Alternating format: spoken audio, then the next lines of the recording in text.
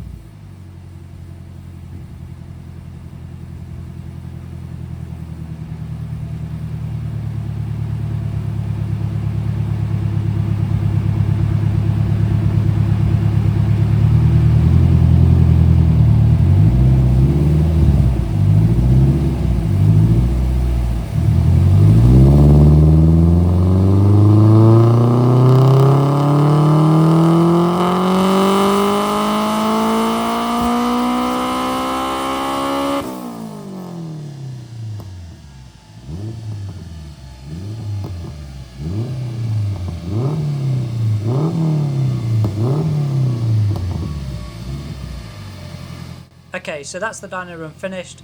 Let's move on to playing around with the launch control and we'll get some launches on the dyno.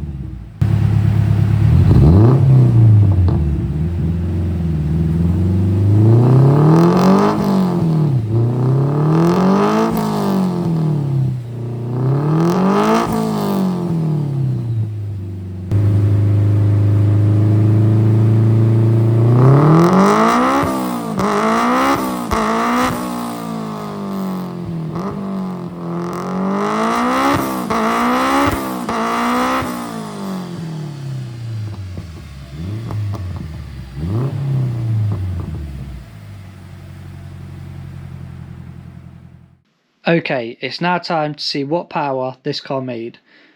As you can see from the printout, you can definitely see when the turbo comes in, like under 5,000 RPM the car isn't really doing much, and then the graph really does rocket up after that. So looking at the figures, the car made 451 at the crank, 363.9 at the wheels, and the torque was 383 newton meters. So the car made pretty much what we were expecting it to make, to be fair. That was at 14 psi. On the street, it does depend on ambient temperatures. Like sometimes it only hit 12 psi, sometimes it will make 16 psi. It does depend very much on the intake temps, ambient temperatures, etc. That's it for this video. Hopefully you enjoyed the clips of the launch control and everything on the dyno. Make sure you smash that subscribe button and make sure you check on the next video. Catch you on the next one.